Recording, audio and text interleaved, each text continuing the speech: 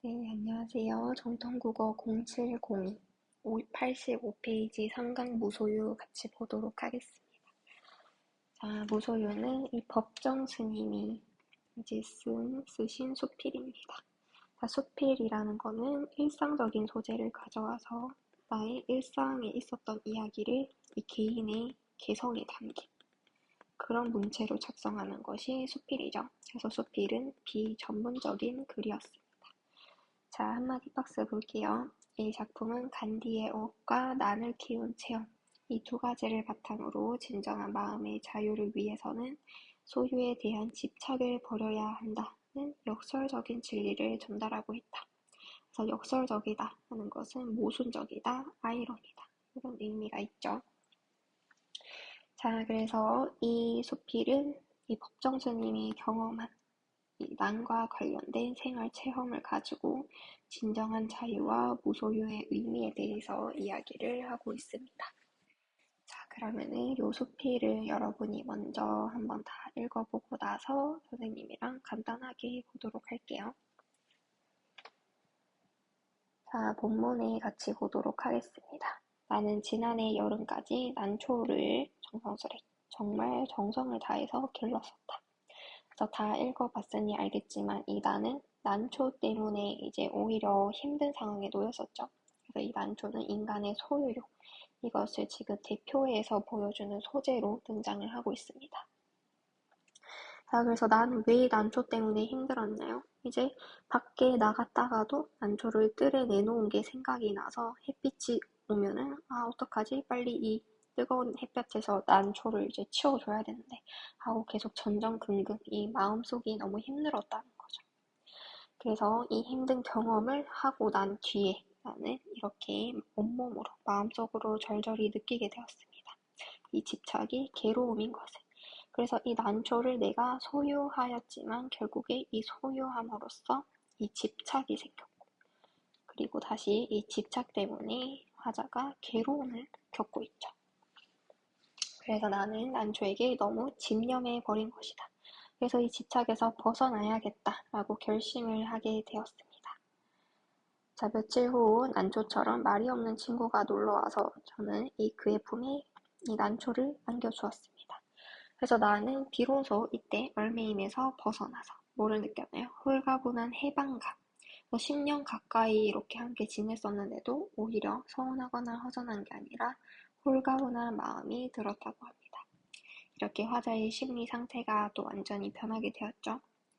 그 다음에 이제 여기에서는 중략 부분인데, 자, 여기 앞에서는 굉장히 개인적인 체험을 얘기를 했었습니다. 그런데 그것을 이제는 더 확장시켜서 개인뿐 아니라 국가 간의 관계에서도 이를 이제 적용을 시켜서 얘기를 해주고 있어요. 소유욕은 이해와 정비를 한다. 자, 그래서 이것은 다 소유의 바탕을 둔 이해관계 때문에 서로 이렇게 싸우기도 하고 으르렁대는 것이다. 그러니까 만약에 인간의 역사가 소유사에서 무소유사로 향을 바꾼다면 어떻게 될까? 아마 싸우는 일은 거의 없을 것이다. 주지 못해서 싸운다는 말은 듣지 못했다. 그리고 요렇게 간디의 말을 얘기를 하고 있죠. 내게는 소유가 마치 뭐 같다? 범죄처럼 생각이 된다. 처럼 이렇게 직유법이 또 사용이 되고 있죠. 자, 여기 보면은 큰 따옴표가 등장을 하고 있습니다. 그래서 간디가 한 말을 그대로 가져올 거죠. 그래서 이거는 간디의 어록을 직접적으로 인용을 하였다고 하고요. 만약에 여기에서 따옴표를 빼고 가져왔다. 만약에 이 간디는 소유를 범죄처럼 생각된다고 하였다. 뭐 이런 식으로 가져왔다. 면은 이거는 이제 직접 인용이 아니라 간접 인용이 되는 겁니다. 자, 그리고 다음 페이지 가보도록 하겠습니다. 자, 크게 버리는 사람만이 크게 얻을 수 있다. 자, 여기에서도 이제 역설적인 인식이 드러나기 시작하죠. 버리는데 오히려 얻을 수 있대요. 이 모순된. 그래서 이 역설법에서는 이 모순된 표현 속에서 오히려 참된 진리를 이야기한다. 그게 이제 역설법의 개념인데요.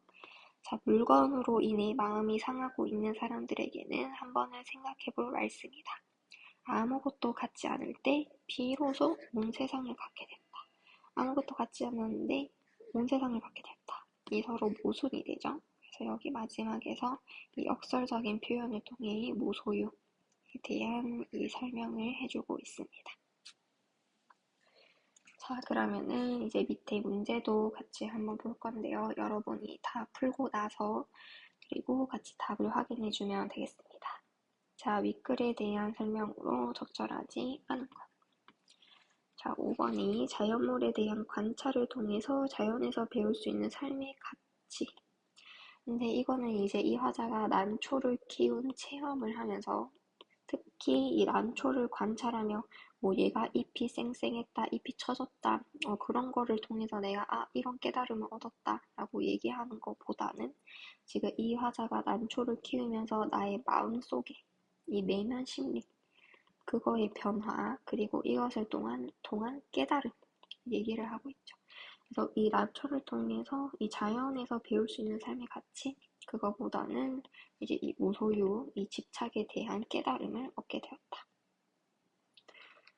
자, 그래서 여기서 적절한 인용 가지고 왔죠. 그리고 고백적인 말하기, 솔직하게 얘기를 하고 있습니다.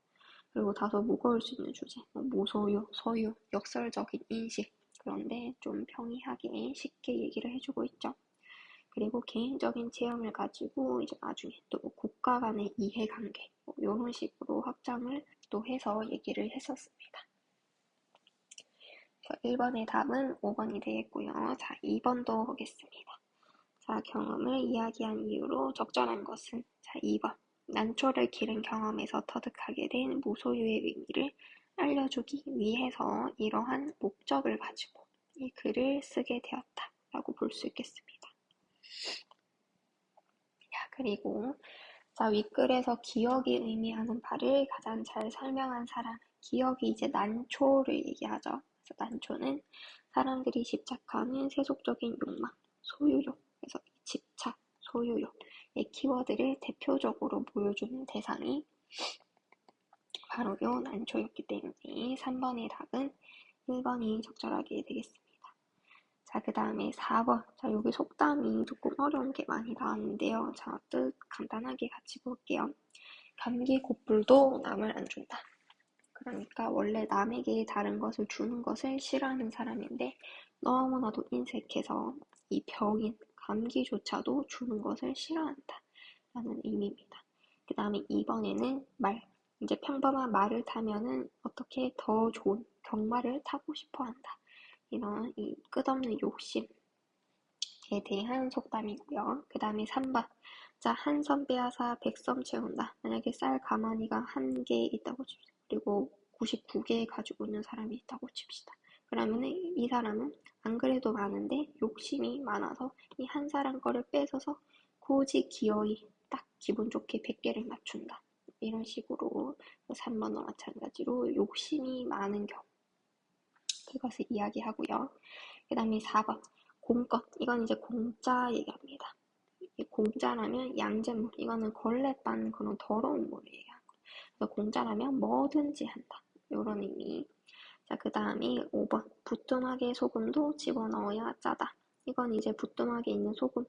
얘는 가만히 있으면은 아무런 뭐 나타나는 결과, 뭐 행동 그런 게 없죠. 비로소 집어넣어야지 이제 짠맛이 이제 발현이 된다. 라는 말로 이제 행동을 해야 결과가 나타난다. 그런 의미입니다. 그래서 4번의 답은 5번이 되겠고요. 그 다음에 5번. 자, 여기서 적절하지 않은 거. 이 무소유는 이해와 반비례다. 근데 본문에서 그대로 나왔었죠. 소유욕은 이해와 정비례한다. 그래서 답은 5번이 되겠고요. 그 다음에 또 6번 보겠습니다. 글쓴이의 인생관이 가장 잘 반영된 것. 빈손으로 왔다가 빈손으로 간다. 이것을 또 공술의 공수거. 이 불교에서 쓰이는 용어입니다. 그래서 이 집착을 하면 안 된다. 소유하지 않는 것이 평안한 삶이다 라고 얘기하는 거기 때문에 1번이 답이 되고요. 그 다음에 7번. 처음에는 애착을 가지고 있었어요. 그래서 난초가 있어서 행복했어요. 하지만 점점 집착하게 되면서 괴로움에 빠지게 되었죠. 그래서 결국에 친구에게 난초를 주고 해방감, 홀가분함을 느낍니다. 그래서 이러한 경험을 통해서 글쓴이는 소유욕을 버릴 때 진정한 자유와 평안을 얻을 수 있다라는 깨달음을 얻게 되었습니다. 그럼 무소유 수필은 오늘 여기까지 보도록 하겠습니다.